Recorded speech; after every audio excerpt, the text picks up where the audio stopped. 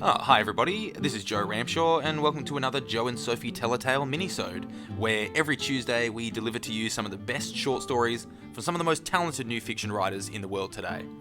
Now today's story is a bit of a fun one and it's one of my personal favourites from the crop that we've got to deliver to you guys.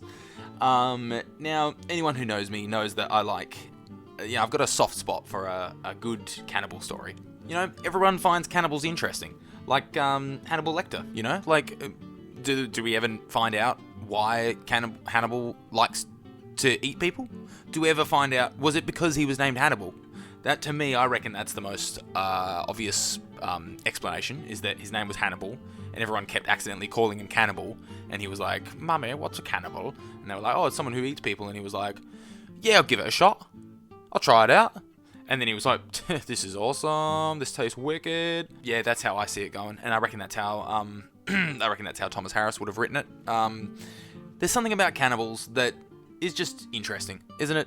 People who eat people. You know, it's like, why not? It makes sense. I feel like there must have been some point in history where, you know, people didn't know that eating other people was bad.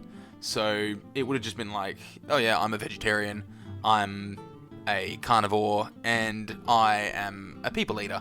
I'm a one-eyed purple people eater. You know, so I feel like that would have been an acceptable life choice at the time. I wonder if that would have been interesting if that had kind of kept going to the modern day.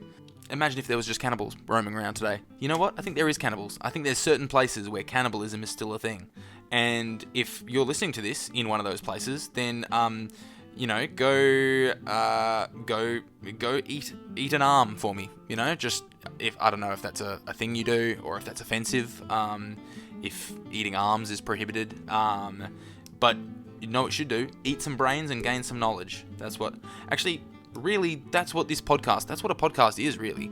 It's like strapping someone else's mouth to your ear, and then that person talks into your ear, and you gain their knowledge. In a way, it's kind of like you're eating their brain. So, isn't that what a podcast is? Just kind of a weird form of technological cannibalism? I certainly think so. However, I'm not here to discuss that. I'm not here to discuss the ins and outs and the delicate intricacies of the cannibal-y relationship. What I am here to talk about is an amazing story by an author named Samuel Gaitskell called Hunger. Now, Hunger is a great story. I hope you like it. I may have kind of given away a bit of the ending, but it's very short, and I don't think knowing the ending really takes away from your enjoyment of the story. So just chill out, sit back, relax, enjoy this story. You know, you got nothing to lose. So enjoy. And all those cannibals out there, I'll raise a glass of brains to you. Hunger by Samuel Gaitskell. Dustin woke from a nightmare in the middle of one fine summer evening, with a craving for something. For what? He didn't know. All he knew was that he was hungry. Hungry beyond words. Ravenously hungry. It almost felt as if he hadn't been fed in weeks, and something deep down, something primal, needed to be fed.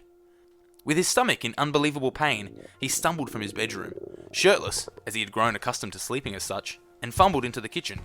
With a tug of pure desperation, he threw the door to the kitchen's fridge open, the glow of the light bulb inside stinging his eyes for a moment, before his eyes adjusted, and his mouth began to water. His mother had stocked the fridge the night before. Cheese, roast beef, cake, chocolates, pasta left over from a day or two ago, bacon, fish, fruits and vegetables galore, all just begging to be eaten. And oh, was he hungry!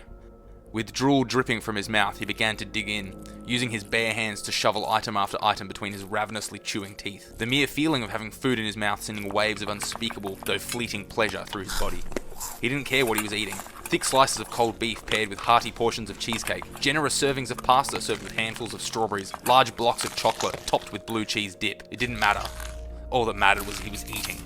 But it wasn't enough. No matter how much food from the fridge he shoveled down his eager throat, the hunger just kept building.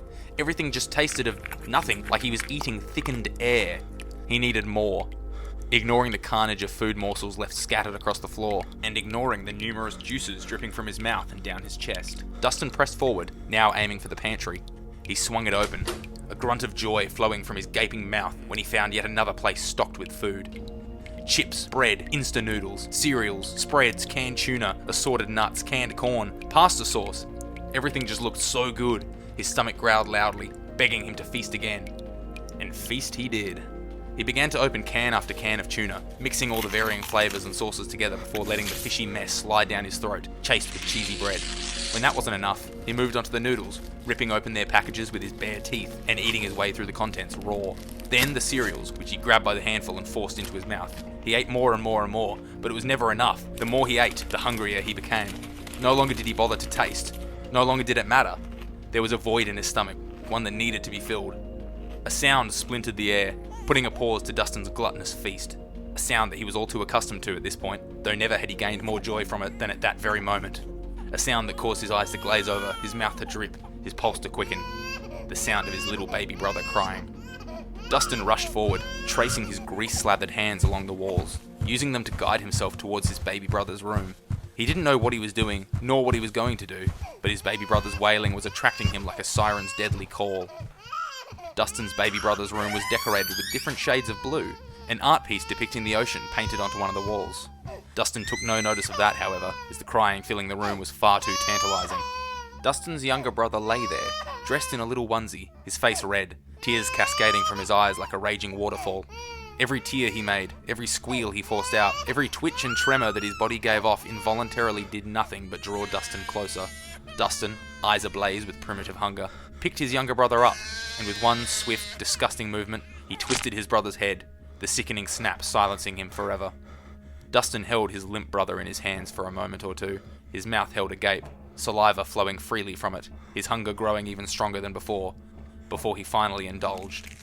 Flesh ripped away from the bones, torn by the teeth of the starving Dustin, in a rage of cannibalistic hunger. Blood squirted more and more with each bite taken, his bare chest coated in crimson gore. Each minuscule portion of meat felt like pure ambrosia as it guzzled down his throat. He was in ecstasy. His feasting came to a close in a matter of minutes. Nothing left behind but bones, picked clean, and a skull, cracked open. The cot that the baby once slept in was now soaked in a dark red mess. Dustin licked his fingers clean, lapping up every last drop of blood that he could manage, with a greedy, gluttonous smile. Finally, the hunger had been sated. Though as fast as it had left, it returned again, stronger than ever. He was just sated, finally free of the disgustingly strong hunger, and now it returned, even worse than before. His brother was small, undeveloped, thin. It wasn't enough. He needed something bigger. This audio production is copyright 2019 by the Joe and Sophie Tell a Tale podcast. All rights reserved. The copyrights for each story are held by the respective authors. No duplication or reproduction of this audio program is permitted without the written consent of Joe and or Sophie.